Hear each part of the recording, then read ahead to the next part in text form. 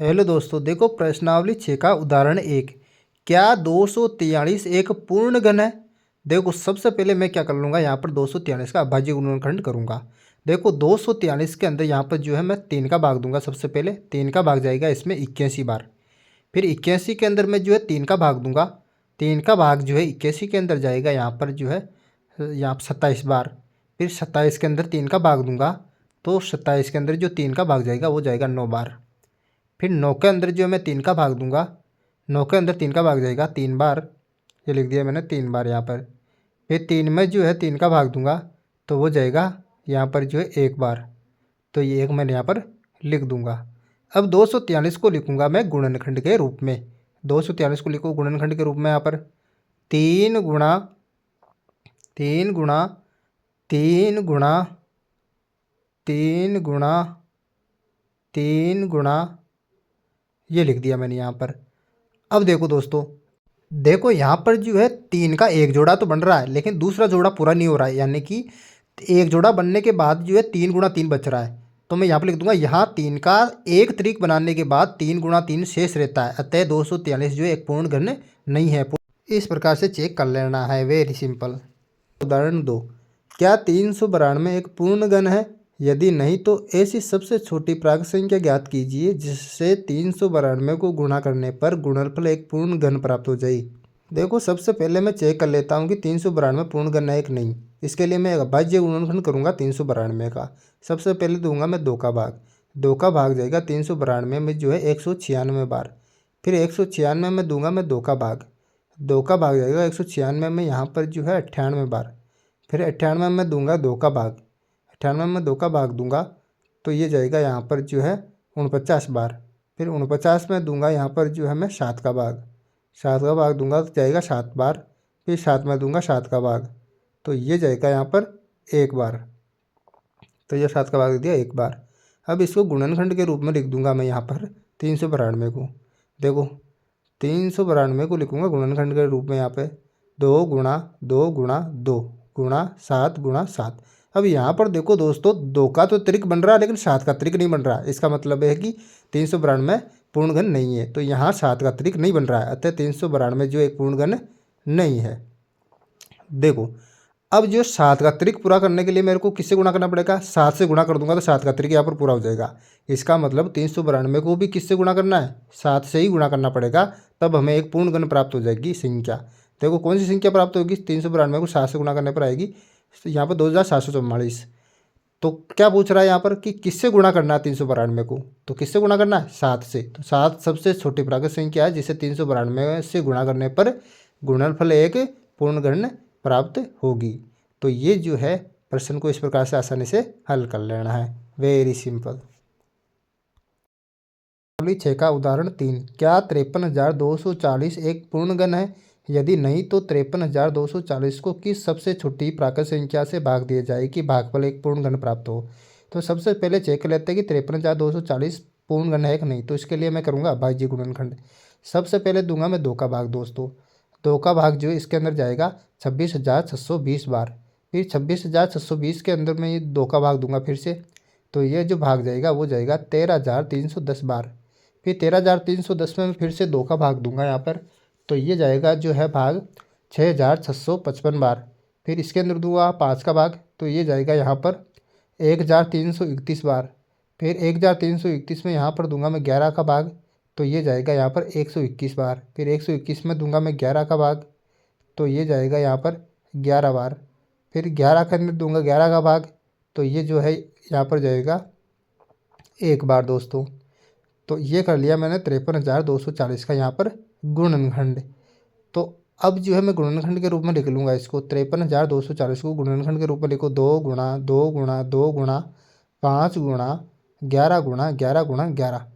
अब देखो दोस्तों, यहाँ पर जो है 2 का तो त्रिक बन रहा है और 11 का भी त्रिक बन रहा है, लेकिन 5 का यहाँ पर त्रिक नहीं बन रहा है। तो हम जो है यहाँ पर जो है 5 का त्रिक नहीं बन पा रहा, इसलिए क्या है 53,240 जो है यहाँ पर जो है पूर्ण घन तो नहीं है। अब देखो इसको पूर्ण घन बनाने के लिए क्या करेंगे, हम इसमें 5 का ही भाग लगाएंगे। जिसका त्रिक नहीं बन रहा उसी का भाग लगाओ। यहाँ 5 का त्रिक नहीं बन रहा है तो 5 का ही भाग लगाएंगे हम। यानी कि 53,240 में किसका भाग लगाएंगे? 5 का भाग लगाएंगे दोस्तों।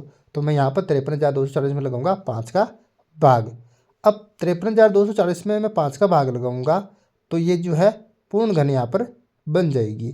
तो मैं लिख दूंगा यहाँ पर 53,240 में 5 का भाग देने पर यह एक पूर्ण घन बन जाएगी। इस प्रकार से आसानी से आपको जो हल करना है, वेरी सिंपल। का उदाहरण 4, क्या 1188 एक पूर्ण घन है? यदि नहीं तो किस सबसे छोटी इस प्राकृत संख्या से 1188 को भाग दिया जाए कि भागफल एक पूर्ण घन प्राप्त हो जाए।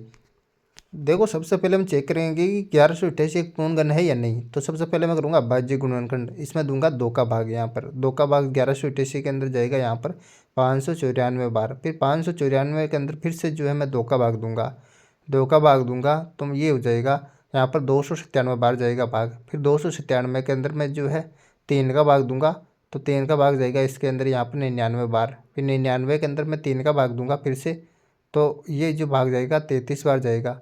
फिर 33 के अंदर 3 का भाग दूंगा मैं तो कितनी बार जाएगा, 3 का भाग दूंगा तो ये जाएगा 11 बार। फिर 11 के अंदर 11 का भाग दूंगा मैं यहाँ पर तो वो जो हैगा 1 बार दोस्तों। तो 1 मैंने यहाँ पर लिख दिया।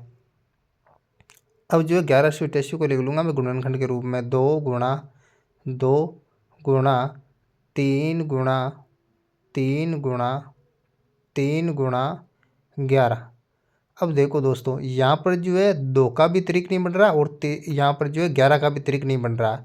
इसका मतलब है 1188 पूर्ण घन तो नहीं है। यहाँ 2 और 11 का जो है त्रिक नहीं बन रहा है, अतः जो है 1188 एक पूर्ण घन नहीं है। अब दोस्तों 1188 में किसका भाग दे कि ये पूर्ण घन बन जाए। देखो यहाँ पर 1188 में हम भाग देंगे, किसका देंगे, देखो 2 गुणा 2, ये त्रिक नहीं बन रहा तो 2 गुणा 2 को नीचे लिखो और 11 का भी त्रिक नहीं बन रहा तो 11 एक बार आया ऊपर तो 11 से गुणा कर दो, यानी कि 11 गुणा 2 गुणा 2, यानी कि जिन जिन का त्रिक नहीं बन रहा है उन संख्याओं को नीचे उतार के गुणा कर दो, उसी का भाग दे दो। तो मैं 1188 में यहाँ पर भाग दूंगा, गुणा करो 11 दूना 22, 22 दूना 44, 44 का हम भाग दे देंगे यहाँ पर। तो 1188 में तो हमें पूर्ण घन संख्या जो प्राप्त हो जाएगी। तो ये पूछ रहा कि किसका भाग दे, 44 का, अतः 1188 में 44 का भाग देने पर जो है भागफल जो है क्या बन जाएगा, एक पूर्ण घन हमें प्राप्त होगा दोस्तों। तो इस प्रकार से इस उदाहरण को आसानी से हल कर लेना है, वेरी सिंपल। उदाहरण 5, क्या 68,700 एक पूर्ण घन है? यदि नहीं तो वह सबसे छोटी प्राकृत संख्या ज्ञात कीजिए जिससे 68,700 को गुणा करने पर एक पूर्ण घन प्राप्त हो जाए। देखो सबसे पहले चेक कर लेते हैं कि 68,600 एक पूर्ण घन है या नहीं। देखो मैं अभाज्य गुणनखंड कर लूँगा यहाँ पर 68,600 का दोस्तों। सबसे पहले 68,600 के अंदर मैं दूंगा यहाँ पर 2 का भाग, 2 का भाग देंगे तो यहाँ पर जो है 34,300 बार जाएगा दोस्तों। फिर 34,300 के अंदर मैं दूंगा 2 का भाग तो ये जाएगा यहाँ पर 17,150 बार। फिर 17,150 के अंदर दूंगा 2 का भाग तो ये जाएगा यहाँ पर 8,575 बार। फिर 8,575 के अंदर दूंगा यहाँ पर 5 का भाग, 5 का भाग दूंगा तो 1,715 बार जाएगा। फिर 1,715 के अंदर दूंगा यहाँ पर 5 का भाग तो ये जाएगा यहाँ पर 343 बार। 343 में दूंगा यहाँ पर मैं जो है 7 का भाग, 7 का भाग दूंगा 343 में तो जाएगा 49 बार। फिर 49 में दूंगा 7 का भाग यहाँ पर, 7 का भाग फिर दूंगा यहाँ पर 7 बार चला जाएगा। फिर 7 में दूंगा यहाँ पर 7 का भाग तो यहाँ पर जाएगा 1 बार। अब जो है दोस्तों मैं 68,600 को जो है मैं यहाँ पर जो है गुणनखंड के रूप में लिख लूँगा, गुणनखंड के रूप में लिखूँगा तो यहाँ पर 2 गुणा 2 गुणा 2 गुणा 5 गुणा 5 गुणा 7 गुणा 7 गुणा 7, ये मैंने गुणनखंड के रूप में ले लिया। देखो दोस्तों यहाँ पर 5 का त्रिक नहीं बन रहा, इसका मतलब है 68,600 पूर्ण घन तो नहीं है यहाँ पर। तो मैं यहाँ लिख दूंगा यहाँ 5 का त्रिक नहीं बन रहा है, अतः 68,600 पूर्ण घन नहीं है दोस्तों। तो ये लिख दिया यहाँ पर पूर्ण घन नहीं है। अब जो देखो 68,600 को किससे गुणा करूंगा, देखो दोस्तों यहाँ पर 5 का त्रिक नहीं बन रहा है, 5 का त्रिक पूरा करने के लिए किससे गुणा करना पड़ेगा, मेरे को 5 से गुणा करना पड़ेगा। तो मैं 68,600 को भी किससे गुणा करूंगा, 5 से गुणा करूंगा तो ये पूर्ण घन बन जाएगी। अतः 68,600 को 5 से गुणा करने पर हमें एक पूर्ण घन प्राप्त हो जाएगी। इस प्रकार से इस प्रश्न को आसानी से हल कर लेना है, वेरी सिंपल। 6 का उदाहरण 6, 8,000 का घनमूल ज्ञात कीजिए। देखो दोस्तों घनमूल ज्ञात करने के लिए सबसे पहले मैं जो है 8,000 का गुणनखंड कर लेता हूँ। यहाँ पर देखो यहाँ पर जो है 8,000 के अंदर सबसे पहले जो है मैं 2 का भाग दूंगा, 2 का भाग दूंगा तो ये जाएगा 4,000 बार। फिर 4,000 के अंदर दूंगा मैं यहाँ पर 2 का भाग दोस्तों, तो ये जाएगा 2000 बार। तो 2000 मैं यहाँ पर लिख लूँगा। फिर 2000 के अंदर मैं दूंगा 2 का भाग, 2 का भाग दूंगा तो ये जाएगा 1000 बार। तो 1000 मैं लिख लूँगा नीचे यहाँ पर। फिर 1000 के अंदर फिर से मैं जो है 2 का भाग दूंगा यहाँ पर, 2 का भाग दूंगा तो यहाँ पर जाएगा 500 बार। तो ये 500 भी लिख दूंगा नीचे। फिर 500 के अंदर 2 का भाग दूंगा मैं, तो ये जाएगा यहाँ पर जो है 250 बार। फिर 250 के अंदर जो है मैं यहाँ पर दूंगा 2 का भाग, 2 का भाग दूंगा तो यहाँ पर आ जाएगा 125 बार। फिर 125 के अंदर दूंगा मैं यहाँ पर 5 का भाग, 5 का भाग दूंगा तो यहाँ पर जाएगा 25 बार, 25 बार। 25 में फिर दूंगा यहाँ पर 5 का भाग, तो ये जाएगा 5 बार। फिर 5 में दूंगा 5 का भाग, तो 5 का भाग दूंगा तो यहाँ पर जाएगा 1 बार, ये लिख दिया मैं 1। फिर जो है 8000, फिर 8000 को मैं गुणनखंड के रूप में लिख लूँगा यहाँ पर। 8000 बराबर 2 गुणा 2 गुणा 2 गुणा 2 गुणा 2 गुणा 2, यानी कि 6 बार 2 को यहाँ पर गुणा करके मैं लिख दूंगा। और 3 बार 5 है तो 5 को 3 बार गुणा कर लो यहाँ पर। यहाँ पर जो 5 गुणा 5 गुणा 5। अब दोस्तों यहाँ पर 3 3 के जोड़े बनूंगा। देखो तो 2 के जो है 3 3 के 2 जोड़े बन जाएंगे और एक 5 का जो है जोड़ा बन जाएगा यहाँ पर। तो 8000 का घनमूल क्या हो जाएगा, यहाँ पर 2 2 के 2 जोड़े बन रहे हैं, यानी कि 2 को मैं 2 बार गुणा करूँगा, 2 गुणा 2, और एक 5 का जोड़ा बन रहा है तो 5, यानी कि अब गुणा करोगे 2 दूनी 4, 4 बन जो 20, यानी कि 8000 का जो घनमूल आया दोस्तों वो कितना आया 20। इस प्रकार से आसानी से आपको ज्ञात कर लेना है, वेरी सिंपल। अगले 6 का उदाहरण 7, अभाज्य गुणनखंड विधि द्वारा 13824 का घनमूल ज्ञात कीजिए। देखो दोस्तों, घनमूल ज्ञात करने के लिए सबसे पहले मैं 13824 का गुणनखंड कर लूँगा। सबसे पहले दूंगा 13824 में 2 का भाग, 2 का भाग जाएगा इसके अंदर 6912 बार। फिर 6912 के अंदर फिर से मैं 2 का भाग दूंगा यहाँ पर, तो ये जो भाग जाएगा वो जाएगा 3456 बार। फिर 3456 के अंदर मैं फिर से 2 का भाग दूंगा, तो ये जो भाग जाएगा वो जाएगा यहाँ पर 1728 बार। फिर 1728 के अंदर मैं फिर से जो है 2 का भाग दूंगा यहाँ पर, तो ये जाएगा यहाँ पर 864 बार।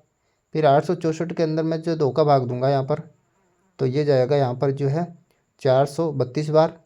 फिर 432 के अंदर फिर से मैं जो है 2 का भाग दूंगा यहाँ पर, तो ये भाग जाएगा यहाँ पर जो है 216 बार।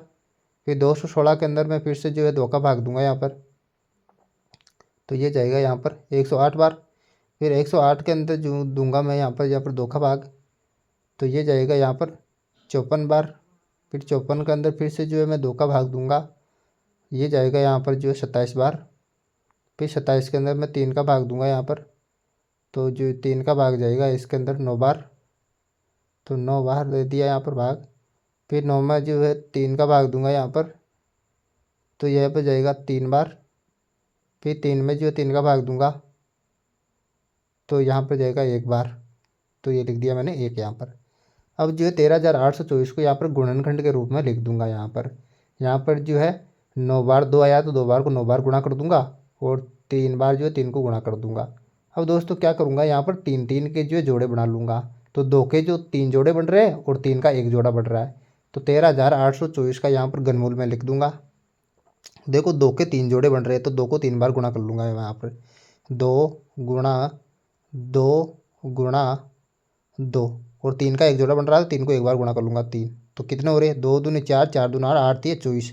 तो 13824 का जो घनमूल आया दोस्तों वो कितना आया, यहाँ पर बराबर का चिन्ह लगा के 24 लिख दूंगा। तो 24 ये जो है 13824 का घनमूल है। इस प्रकार से आसानी से आप घनमूल ज्ञात कर सकते हो, वेरी सिंपल।